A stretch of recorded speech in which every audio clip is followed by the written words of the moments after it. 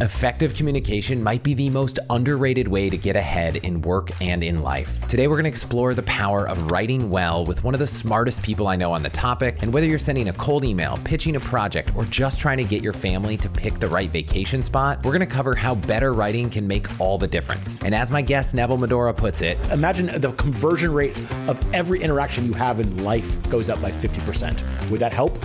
Probably. So that is one of the main reasons I think people should learn copywriting. We're going to get really tactical, digging into brevity, clarity, different frameworks, and real-world examples you can use right now to make your communication more effective. I'm Chris Hutchins, and if you enjoyed this episode, please share it with a friend or leave a comment or review. And if you want to keep upgrading your life, money, and travel, click follow or subscribe. Why do you think effective writing is such an important skill to learn? Because it applies to every single thing you do. You send out a little email, you send a text, you're usually looking for some sort of response or action. And if you can get more of that response or more of that action, especially if you're doing it at scale, then it's better. If you're sending out 100 cold emails and one person responds, what if you just rewrite it a little bit or put some stuff in bullet points and now 10 people respond? You've just amplified your effectiveness 10x from just a very small amount of work. So that's why. It's like copywriting is one of the lowest effort but highest result type of things you can do, because it requires pretty much no technical skill whatsoever, and it can improve the results right away. And is this specific to people who work in the internet, or is this just as effective for a doctor or a priest or, a teacher? It works for a priest, it works for a teacher, but it really works for people on the internet because we're dealing with scale, right? Whenever you send your newsletter out, it's going to 50, 100,000 people more, right? So if you add another 100,000 people, you could still do the exact same amount of work, but reach twice as many people. That's scale. So when we're talking about scalable, we were working with like a farming business, and they basically sell these like large fertilizer contracts, large equipment rental contracts. So minimum $100,000 up to like $3 million. And they had this cold email that was like 3 pages long. And we changed it to literally like a 1-line email, and it increased the response rate roughly 3x. So if you can imagine that minimum $100,000 to $3 million contracts, what that resulted in, it's a lot. I was just talking with a family member who's graduating soon, and I was thinking back to college applications, or if you're applying for private school or you're trying to get a job, you have to write in all of these circumstances. So I imagine, copywriting that could apply to even one-off projects like that, where it feels really high stakes for you. I want this job. I want to write a really nice message. Are there skills there that fall in this kind of bucket of learning? Oh yeah. We have people from the copywriting course that are just like, I know this is not what you teach, but I got dates from this. And the reason is, I think what most people try to write about is themselves. And then what you realize is most people don't care about you all that much. They care about themselves. So they actually want to know about you so long as it pertains to them. So I think a lot of people, even on dating apps and stuff, are like, here's about me, here's about me, here's about me. It's just like, what about the other person? Like, how does it relate to them? What about something that's engaging to them? Everyone's favorite subject is themselves. So even just positioning this instead of like, here's the thing I did, it's just like, here's the thing you can do. I did it, you could steal it. That kind of just small shift goes a really, really long way and completely changes the framework of how you write something. Like, instead of about you, can it be about them in some way? Okay, so that seems like a big mistake. People write too much about themselves. What are some other big mistakes you see when people come to you, what they're doing in writing? Too long. Wait, there's like the shortification of everything, right? It used to be we watch movies, then we watch TV shows that are 30 minutes, and now we watch YouTube videos that are 10 minutes, and now we watch YouTube shorts that are 30 seconds long, right? So there's a shortification, and contrary to what most people say, they're like, we don't have the attention span. It's like, if you took TikTok to someone in the 1800s, they would still watch it, right? It's not the human attention span that got shorter. It's just that we are better at telling stories quicker. I don't need 400 pages to explain to you how to cook an egg. I could probably do it in 20 seconds with the YouTube short. Similarly, I think some people take way too long to get to the damn point. Even like an Instagram post, it's like a picture and like a paragraph of text is about as much as you need to explain a lot of different concepts. I use what I call like a caveman voice. That's my little hack. Where like in my head, I'm like this dumb caveman. I barely pay attention to what I'm reading, which is how most people are reading your stuff. I try to think, would that person just scrolling by find this interesting or not?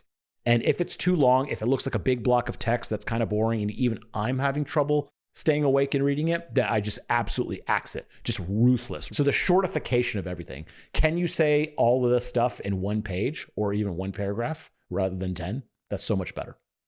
It's funny because one of my lowest grades in all of university was a business plan that I had in this communications class. And it was like, you need 25 pages. And I was like, you know what? I don't think I need 25 pages. And the answer was like, you got the point across, but you didn't make 25 pages. In the real world, it seems like very rarely do you have to have things at length. Like the shorter it can be, but are there times where more information is better?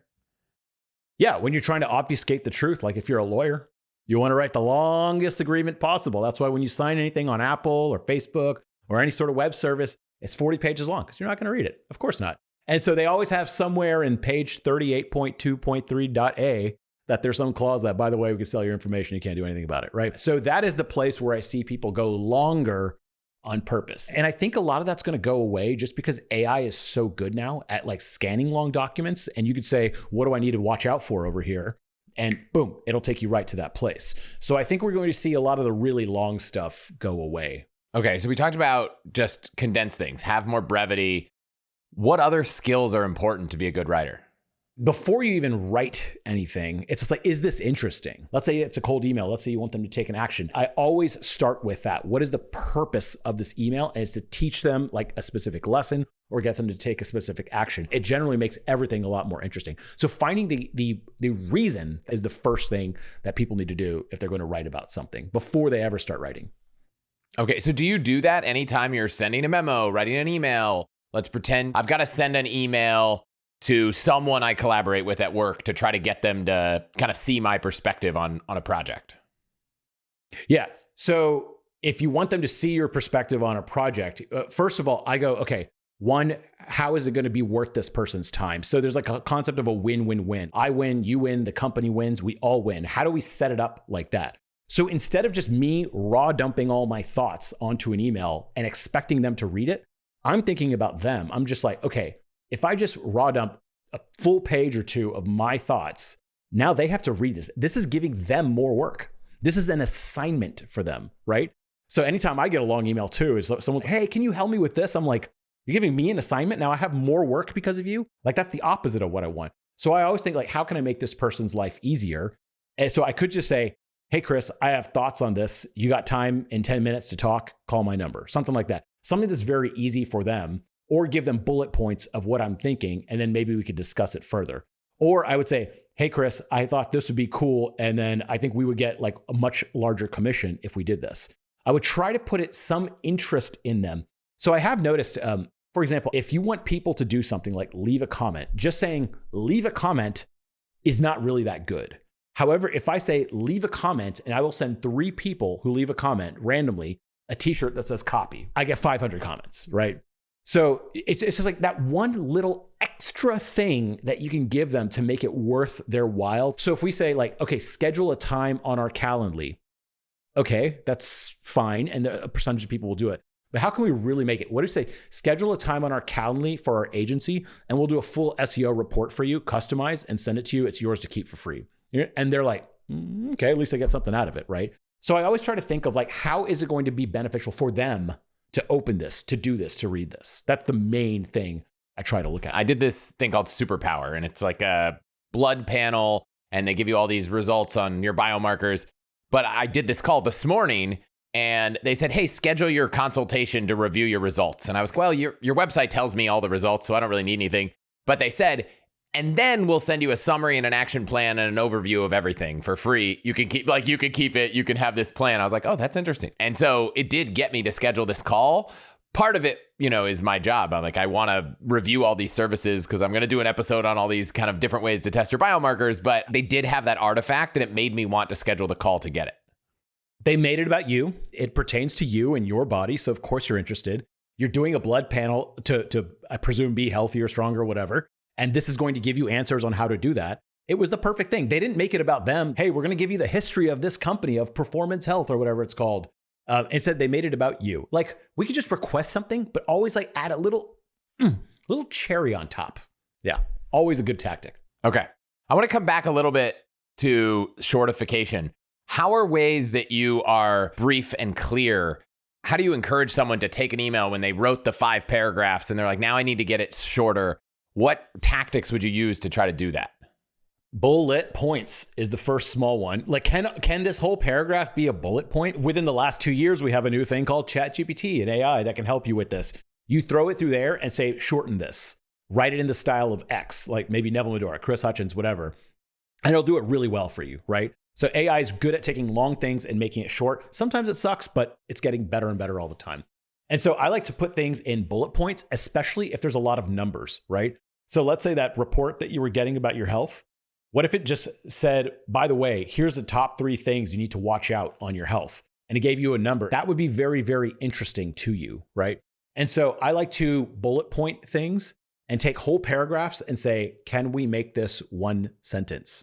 Can we make this just a few words? Or can I put a number and a quick explanation of what this is? The other way, I'm a big fan of these mock-up images. So let's say we're trying to advertise a Dyson vacuum and charge $500 versus like $120 Shark vacuum.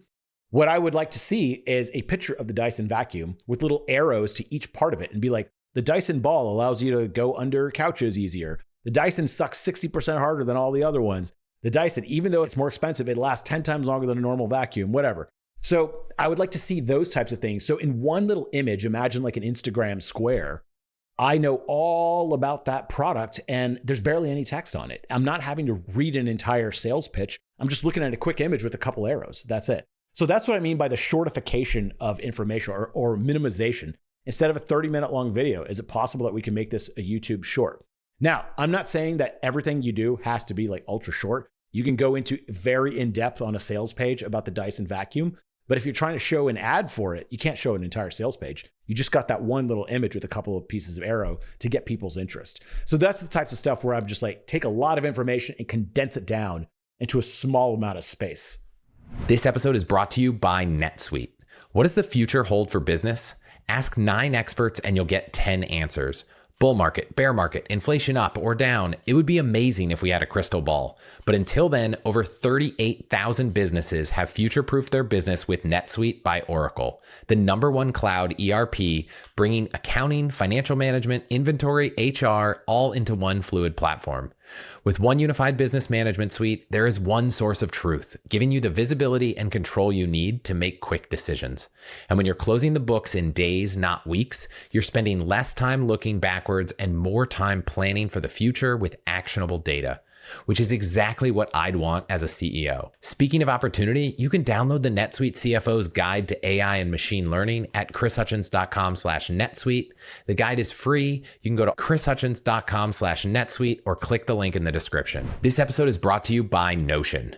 Now, I'm always juggling everything from goal setting for the business to outlining big projects to planning travel, and I do it all in Notion because it's so simple and beautifully designed, letting you combine notes, docs, and tasks into one seamless space. And the new Notion AI is a single AI tool that does it all. Search across Notion and other apps, generate docs in your own style, analyze PDFs and images, and chat with you about anything. It feels like having a personal assistant built right into your workspace. That makes Notion the perfect place to organize your tasks, track your habits, write beautiful docs, and collaborate with your team. And the more content you add to Notion, the more Notion AI can personalize its responses for you. I use Notion all the time. It's been an absolute game changer for productivity, and I'm not alone. Notion is used by over half of Fortune 500 companies. Teams that use Notion send less email, cancel more meetings, save time searching, and spend less on tools. So try Notion for free when you go to notion.com/allthehacks. That's all lowercase letters, notion.com/allthehacks to try the powerful, easy to use Notion AI today. And when you use our link, you're supporting the show, notion.com/allthehacks, or find the link in the description. Okay, I look back when I was a product manager and I would write these kind of like, why does this product exist? What does it do? Why should we build it at this company? And it was like, there's just a lot of information. And I'm wondering, okay, yes, there's a lot of things I should get across. Does anyone really need this? I'm just trying to get super tactical about like, what's the process to take this 2 pages and make it the most compelling thing I could send my team or my boss? As you know, in companies and memos, people don't really read them all that often, especially if they're 2 pages long. But you can shorten it with those types of frameworks sometimes. So Who, What, Where, Why, When is one of my favorites. It should have all those pertinent things on it. And so I like just saying, like, what is the main reason that I'm sending this email to people? Maybe you could just talk about your mission in one paragraph. Where you say, here's the mission of our company. Here's why I chose it. Let's get to work. Do you really need to explain the entire thing inside of an email? Probably not. You know where it would be good to go long form with that in person. But if you're sending a memo that people are, once again, just like lightly reading along with 100 other emails that they have, then that's not the place to expound your long form thoughts. Okay. And you've probably worked with thousands of people and companies to get better. It's a lot now. Yeah. Yeah. And how many revisions do you think it takes to get to that perfect email? Yeah, it's like 1 or 2 revisions. My favorite thing to do is not write for companies, but write with companies, right? Because if I just write for them, they don't learn how to do anything. Then they just rely on me. Instead, we say, okay, what do you got? And let's go revise it. So let's say they write some really long form B2B sounding bullshit stuff. None of it works. We could just say like, okay, what's interesting about this? And what they'll do is usually the first thing that comes out of their mouth, I'll be like, that was it. One of the biggest problems I see that happens when people write really boring stuff, especially within the context of a company, is they're writing with like a big committee. So someone's like, well, what about this? What about this? And then you get this like weird congealed idea where instead I'm like, okay, pause. What are we sending this in? And they're like, this is going to be at the top of our newsletter for our company, for all of our employees to read. I'm like, okay, so let's keep it just 2-3 paragraphs at most. Let's try to include an image that's interesting. And let's try to make it something that can help them, right? And then it could be something about like, here's how to get the most out of your 401k with XYZ company. Here's how to get the best healthcare from XYZ company. Here's the wins that we had at XYZ company that you can tell your family that we did, right? And then give a list, something along those lines. And what happens is we start spitballing ideas and everyone goes like, oh, I know, that one's really interesting. Everyone asks about that all the time. Then I'm like, that's the concept that we're going to go after, right? Whereas I feel like, and I'm seeing this a lot more now, people just be like, go to ChatGPT or something and ask like, what are some cool things we could write about in a newsletter? And it generally picks vague, generic topics that most people don't care about inside of your company. And so figuring out the kernel of what's interesting, right? And then going along with that. And then I say, okay, how can we take one image, 2 paragraphs and make that interesting? And then we go from there. And almost every single time, that's just the same format. You mentioned that I've done a lot of consults with different companies from the Fortune 50 to smaller companies to mid-sized companies. Shockingly, it's the same advice every single time. So if we write something interesting for a big company, it tends to work for a small company and vice versa. Yeah. And when you say company, you don't necessarily only mean what the company puts on their website to market to consumers. It could be internal communication as well, and with teams and that kind of stuff, right?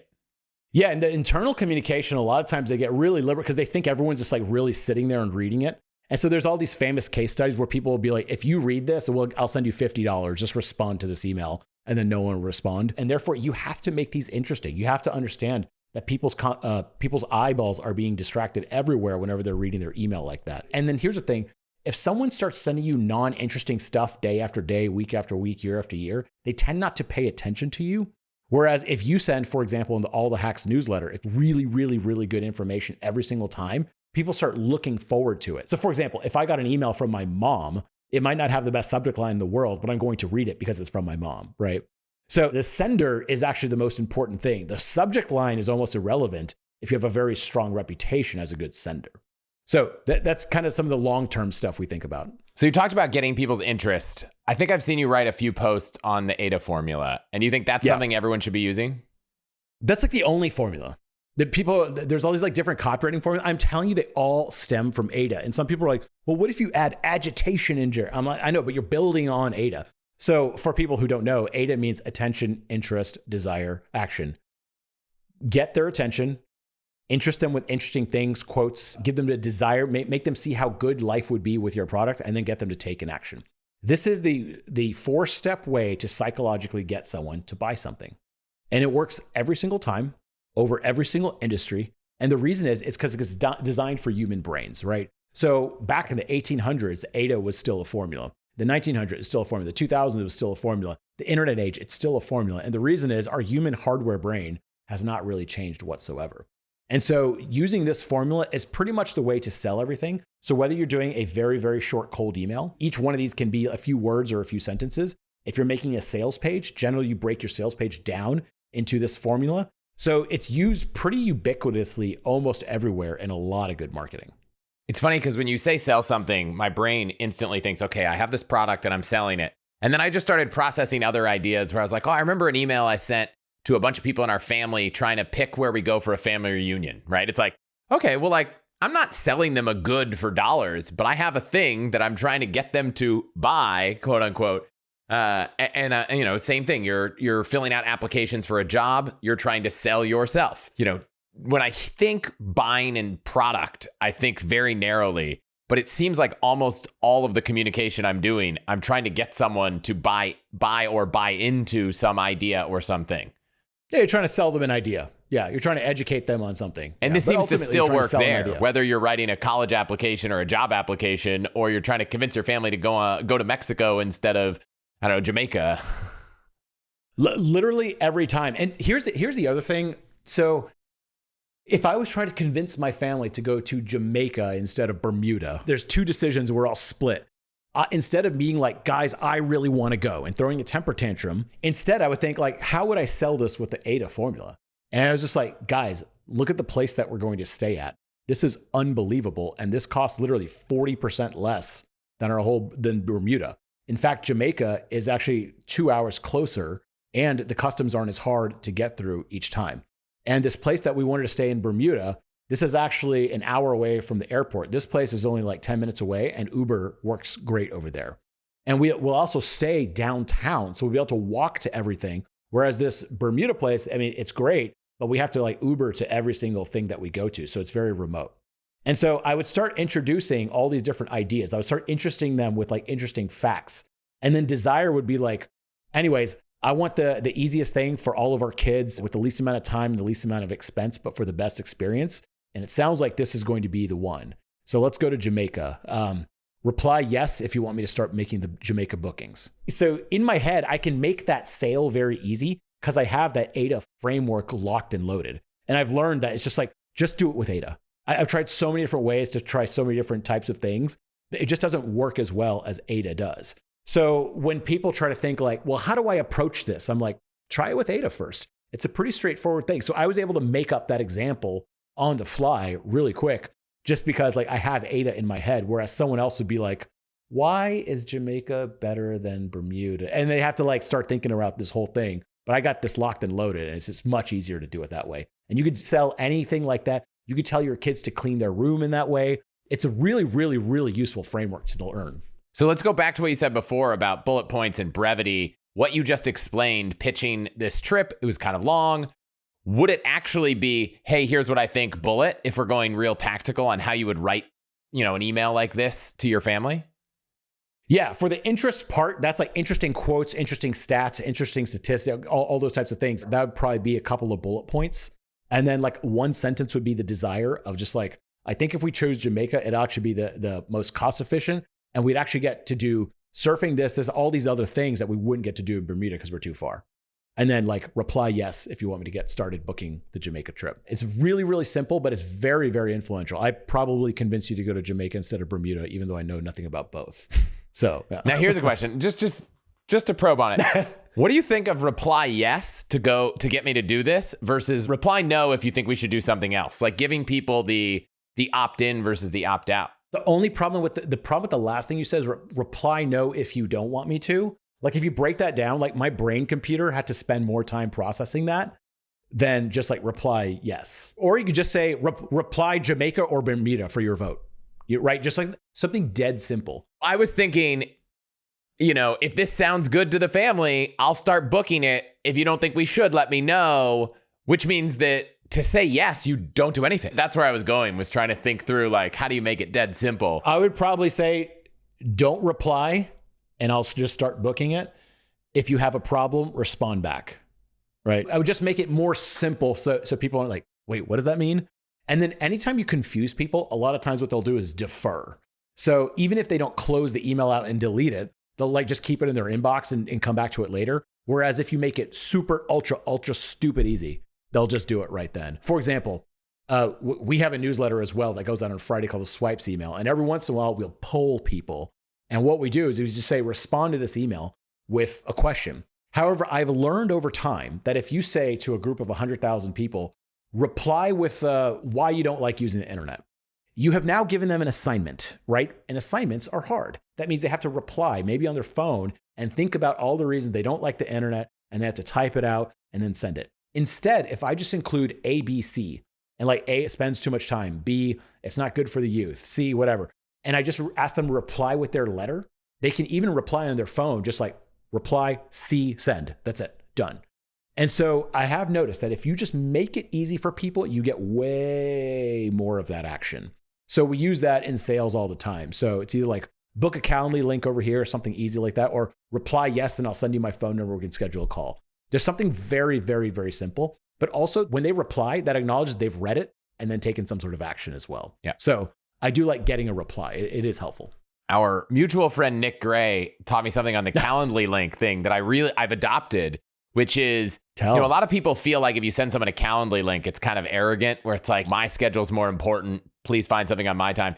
And so he has this little guide that he wrote up to like how to dial in your Calendly process. And I stole it from him, with his permission, is I say, please feel free to send me a time that works for you. Or if you'd rather, you can use my Calendly link. And it's like, anytime you ask someone to do something, is there a way you can reframe the ask so it doesn't feel like, you're the most important thing? And that one little example I adopted, but it's kind of reframed all of these things to try to always give someone an option.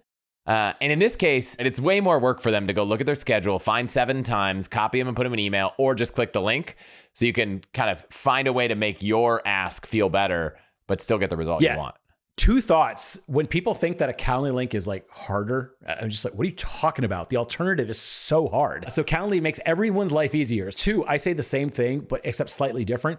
I say, let me know what time works well for you. I'm free all next week. A Calendly link if easier. And then people understand that it's never been a problem. And if someone thinks it's arrogant, I mean, what day and age are you living in? Come on.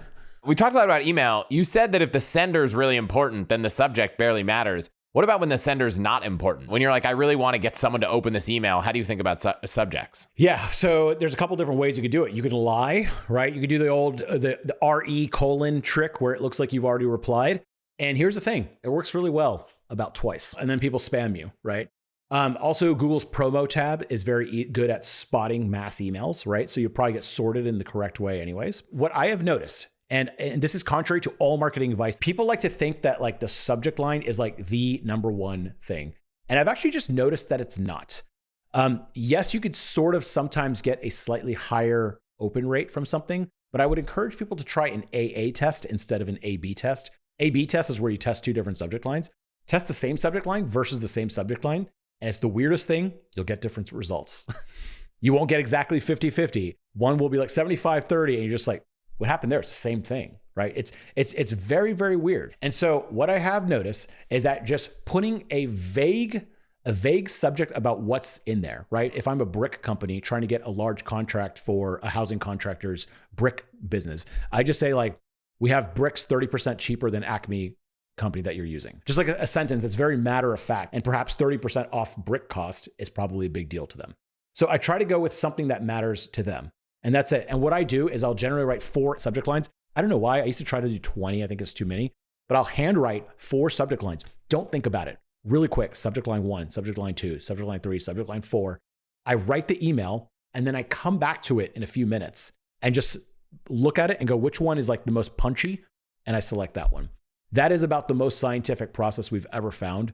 And I don't think there's another process that's much better than that. Different subject lines perform differently at different times of the year. Different subject lines that perform good now may not perform good later. It's just such a random hit or miss. So whenever people are just like, the subject line is the biggest thing, it's just like, well, that is not my experience from what I've seen. You can get slight increases in subject line. However, for example, Tim Ferriss. Some people love Tim Ferriss and they will not miss his Friday emails, right? Weren't you recently mentioned in one of his emails, right? Yeah. And you say it got a big bump. And that's because a lot of people like Tim Ferriss. And when they see his name in their newsletter, they're like, hey, this is going to be good stuff. What's the newsletter called? It's called like the March 25th 3 Bullet Friday. It's like, it's nothing. It's not even a good subject line, right? It doesn't matter what it's called. It's because he is sending an email and they are looking forward to him. So if you have a newsletter or you are a person that's known for sending really good content all the time, then you get a higher subject line rate open. I don't want to elevate myself to Tim's level, but I'm curious. I've A/B tested so many subjects of my newsletter. and everyone underperforms the standard, which is literally just my top finds, latest deals, and best recommendations, 3/15/25. Precisely what I'm talking about. Like we go the swipes email newsletter, March 25th. That's it. We tried like doing AI and like saying what you think the best would be, and it always goes lower.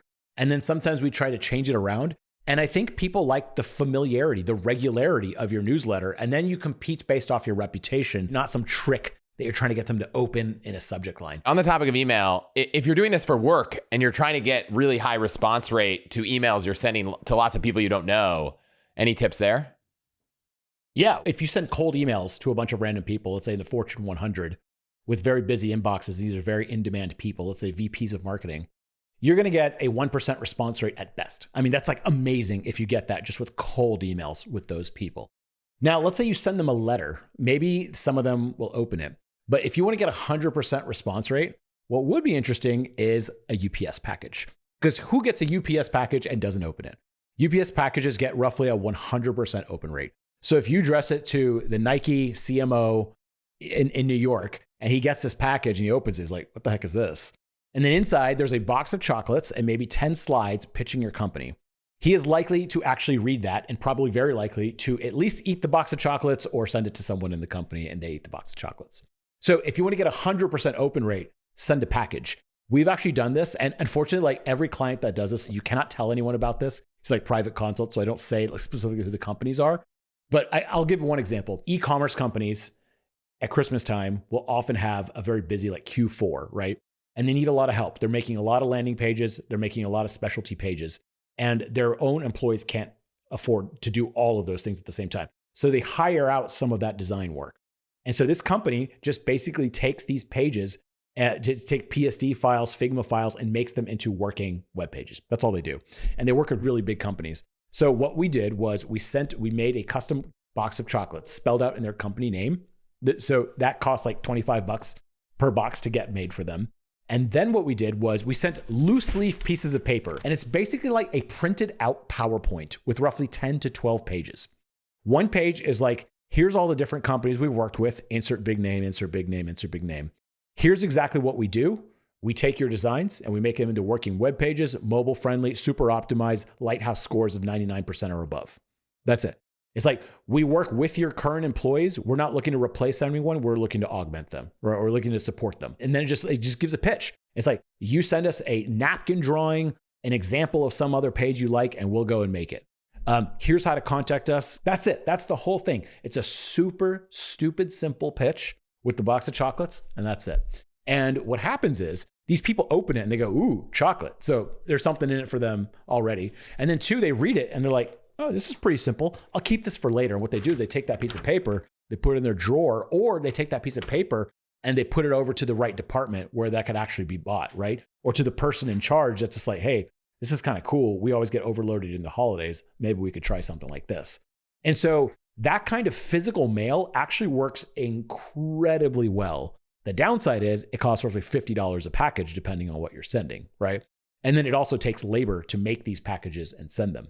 However, if you are going after a Fortune 100 company, there's 100 companies for you to go after, this is probably the way to do it. You'll spend a few $1,000s, but each of these contracts is worth, $100,000 or more. So that was one of the few ways that we've seen people go back to direct mail in packages to get way higher response rates than cold emails ever do. What do you think about that tactic for someone who got laid off, is looking for a job and wants to stand out to a hiring manager? And you go on the website, you fill out the application, you send in your resume, and it gets buried in a pile of a bunch of other resumes.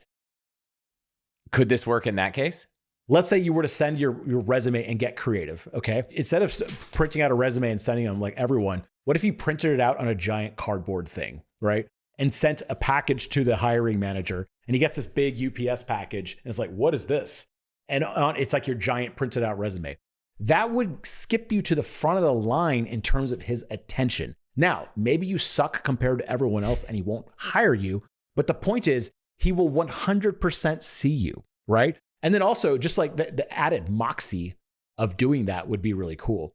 I had a job for a company that sent mobile text message offers. And I remember I had all these different ideas on how we can sign more people up. And I was like, But if we're signing people up on college campuses, what if we just had a sign saying what the company does? Because we have to sit there and explain it every time. So I was standing at this table trying to explain to every single person what this is. And they're like, what? Instead, I got on Photoshop and I mocked it up and I showed like you get like 30% off Chipotle when you walk by a Chipotle or whatever. And then you can just point at the sign and be like, see, whenever you walk by a Chipotle, you get that text message and you might get 30% off by just showing them that code. And people go, oh shit, yeah, that's awesome. And the CEO reached out. He started talking to me directly. And so I just remember just like taking initiative to do stuff like that or sending something out like that goes way further than just like submitting stuff the normal way. So if you're just sending a cold email like everyone else, that's one thing. But if you go out of your way, send a giant postcard or what we call lumpy mail, you have like an envelope, but there's like a lump in it. And you're like, what's in the envelope? That's how you get people's attention quicker. Now, it doesn't mean you're going to get the job every time, but it will get their attention every time. This episode is brought to you by Built Rewards, which is an amazing points program with so many ways to earn, including on your rent, where you don't even need to check with your landlord. So let me explain. First, there's no cost to join Built, and as a member, you'll earn valuable points on rent and on your everyday spending. Built points can be transferred to your favorite hotels and airlines, and even the ones you haven't heard of. There are over 500 airlines and 700,000 hotels and properties around the world you can redeem your Built points toward. Points can be redeemed towards a future rent payment and unique experiences that only Built members can access. So if you're not earning points on rent, my question is, why not? Start earning points on rent you're already paying by going to chrishutchins.com/built. That's chrishutchins.com/built, B-I-L-T. Make sure to use our URL so they know we sent you, chrishutchins.com/built, or the link in the description to start earning points on your rent payments today. This episode is brought to you by Thrive Market. You know that feeling when you're standing in the grocery store, staring at labels, trying to figure out what's actually healthy, but that ingredient list is so confusing? With 2 young kids, we are constantly trying to make sure the whole family eats clean, healthy food, but it can be a lot of work to make that happen. And that's why I love Thrive Market. They're my go-to online grocery store for getting healthy essentials delivered straight to our door without ever having to leave the house. Unfortunately, there are over 10,000 food additives allowed in the US, and it's hard to know what's actually safe. So I love that Thrive Market bans over 1,000 harmful ingredients. Their team does all the hard work and makes sure every product meets high quality, clean standards. For example, one product we love from Thrive is Simple Mills. We feel so good giving it to our kids. Their sea salt almond flour crackers are fantastic, but lately I just can't stop snacking on their sweet thins. Also, Thrive Market has tons of filters so you can easily shop by whatever you need. Whether you want to find what's on sale, you're looking for gluten-free snacks, or you want some high protein meals. I especially love that last one because I find the more protein I get, the less likely I am to binge on those Simple Mills sweet thins. Ready to make the switch? Head to chrishutchins.com/Thrive Market to get 30% off your first order plus a free $60 gift. Okay, so here's my free idea that I'll share. I assume that if I did a little research into paper airplanes, there would be a design for a paper airplane that is so much better than the one that we all made as kids with 3 or 4 folds. My advice, if you try this, let me know how it works. But I imagine you send your resume with a piece of paper that's like, here are instructions how to turn this into the best paper airplane you've ever thrown. And you can show everyone and your kids, your family, that you now know how to make the most efficient paper airplane. I don't know. I think if I received that, I'd be like, this is both cool and interesting. I got to look at what this person did. Just make sure the paper airplane actually works. Yeah, that could be something interesting. So we talked about AIDA. Are there any other frameworks you think are valuable for people to use as flows or practices or templates for writing? For the most part, for writing, I would say the AIDA formula is probably by and far my number one thing that I could possibly do. Now, when it comes to something like a sales page, a lot of times instead of reinventing the wheel of like, I'll often go to Framer, I'll go to Figma, Canva, any of those types of things, and I'll pick out the different things I want and just pick and choose pieces that I want and put them together. I actually have a site called Swipe File where I literally collect all these different things. So it's a collection of different marketing that's like interesting, that's funny, that's good layouts, that has converted really well. And whenever I go to get inspiration for something, I just go to Swipe File and click on a section. I'm like, I want to design a sales page. So I go and look at different sales pages and go, ooh, this is the kind of sales page I want. And I'll generally copy the format of that sales page. So if I think it works really well and I see it in action on another site, I'll try to conform it to whatever I'm trying to sell. Another thing is if you type in edit any web page copywriting course, you'll find a little JavaScript. And I keep this on my toolbar. I use it probably 10 times a day because we help all these clients. And basically, if I go to the All the Hacks podcast page, I can click this button in my Chrome browser and it'll let me edit any text on your page. Now, it doesn't change your website. It just changes it locally on my side. If your headline is join the All the Hacks podcast by Chris Hutchins, I could say, become a smarter creator in 10 minutes, Chris Hutchins, and just mock it up directly on the sales page. That's one of my favorite ways to use templates. It's like take an existing page and just insert my own stuff there and see how it looks. Yeah. One of the things you mentioned about Swipefile, obviously you've got a directory of all these great people's work. One thing that I found that's super helpful, and we're going to talk about AI tools in a minute, but whenever you do something that you think really worked and you liked it, put it somewhere for your own kind of swipe file of copy that worked or, an email that you loved. And one, it's helpful for future inspiration. Two, I've found that more and more the way I'm using AI tools is like, oh, can you help me write this thing? Here's 5 things I wrote that I really liked. Do it in this style, paste the 5 things without having to give context every single time. I think someday in the future, these AI tools will have such persistent memory that they'll just be like, oh, I already know what you like because you've told me 50 times. But right now, it seems like you have to do a lot of reminding. Well, it's cool. One, I have a unique name, Neville Medhora. There's one other guy in the world named that, I think. So it's pretty easy. And I'm the only one that publishes online. So it knows how I write, which is nice. But if I just say write like Chris Hutchins at All the Hacks podcast, these AIs are just so good now that it knows how you write. For someone who's never written anything on the internet, you can give it your work. I almost think that it's going to get so good that you won't have to tell it this stuff. So for example, I like Wait But Why, the way he writes. So I would say write it like Wait But Why, but make it a little bit more professional. Like don't make it as goofy. So you could say stuff like that if you want. And that's an interesting way to do it. Yeah, so you can combine, here's someone I like, here's me, here's stuff I like of mine, and here's what I'm trying to say, help me put it together. Yeah. I find I'm doing that less and less because the final result that it gives is just so good now that you almost don't have to do it anymore. And I know there's a ton of tools. Are there tools that you're using that are better for writing?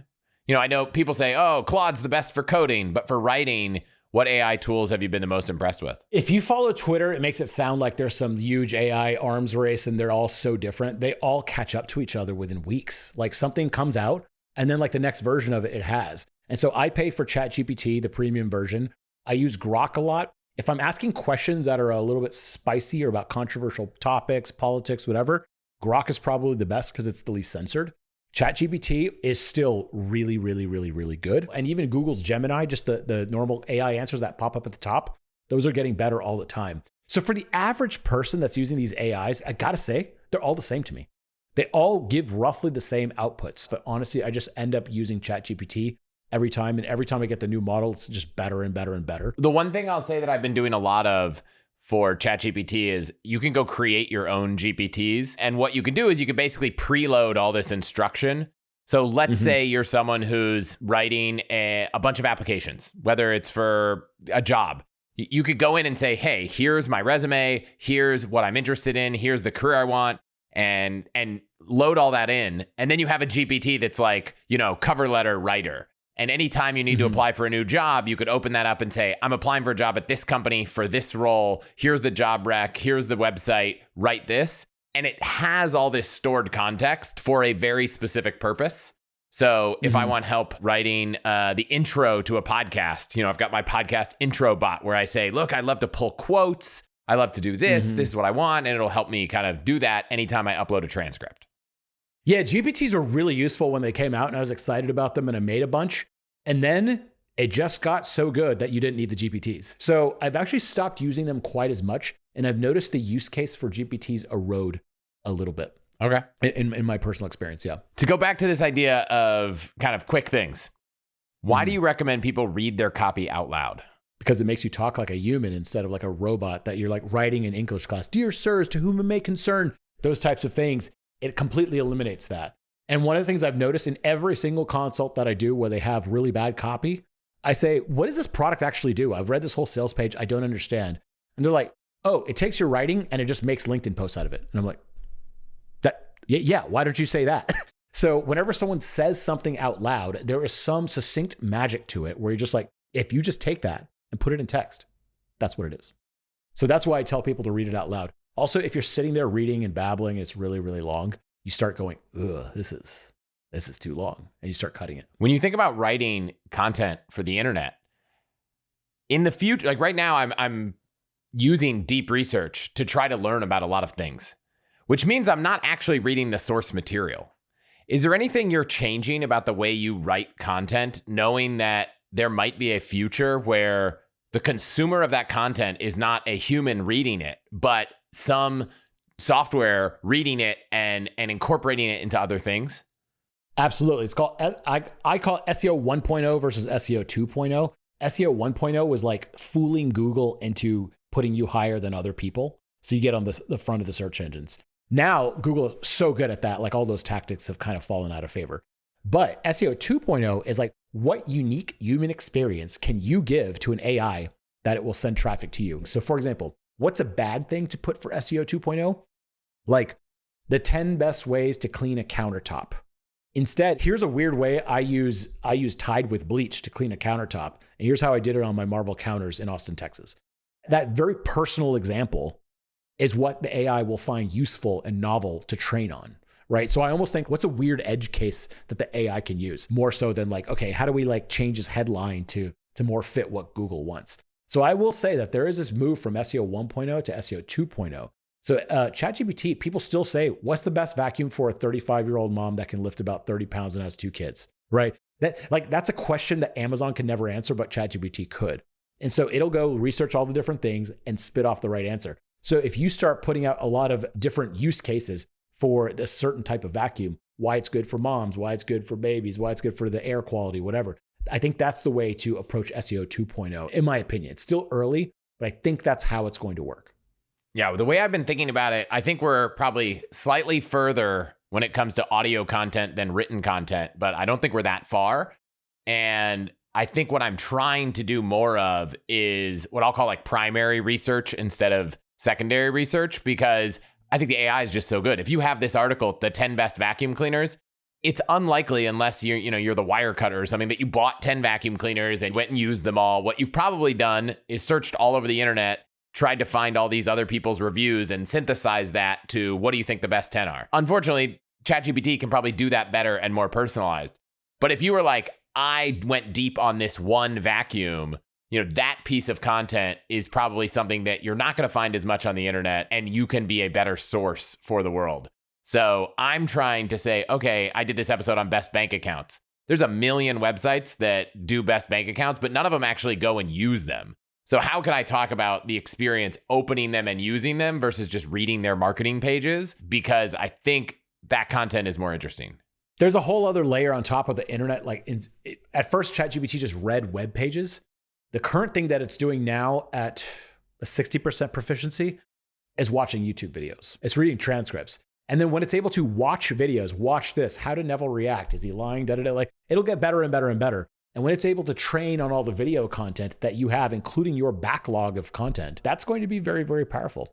And so people that are talking deep about maybe a long form podcast about a specific type of vacuum cleaner, why it's good and why people like or don't like it, would be very valuable to the AI because it could train on something like that. It's like human experiences that it can't just make up.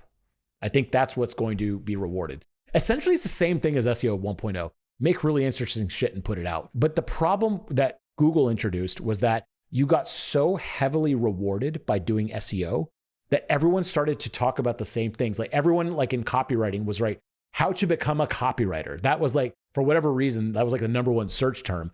So every copywriting page, including mine, would have a how to become a copywriter article. And then the next one would be copywriting examples. And so instead of me writing actually interesting shit, I was going after a bunch of SEO stuff.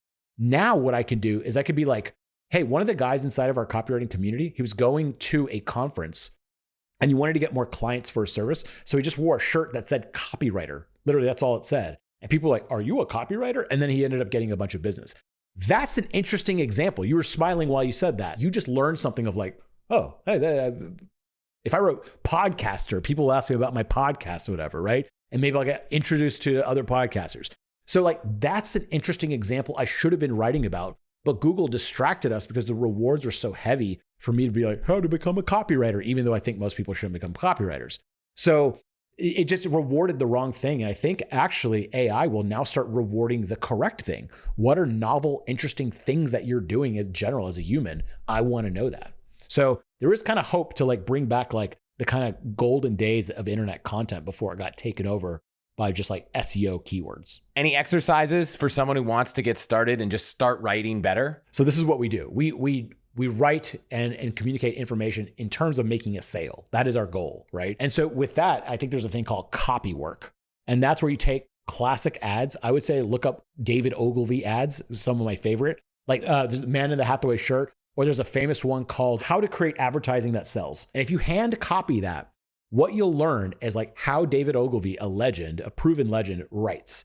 You'll be like, oh, he uses really, really short sentences. He uses really simple words. And you'll see the way he uses punctuation. You'll see the way he uses bullet points. And so if you hand copy a couple of these, this is a classic thing called copy work that many copywriters have started on by just taking some of your favorite pieces, whether it's a blog post and retyping it, or taking an ad from a magazine and literally like hand writing it. I prefer handwriting it because you get a more visceral feel. But you start to see how people write. And it kind of makes you think like, oh, Warren Buffett writes his annual notes in such an interesting way. I want to write like that because I like reading them. And so that's one of my first things. The other thing I do is called mental ad rewriting. And you remember way back in the day on Sky Mall? I don't know if you even remember those days. It used to be Sky Mall magazine.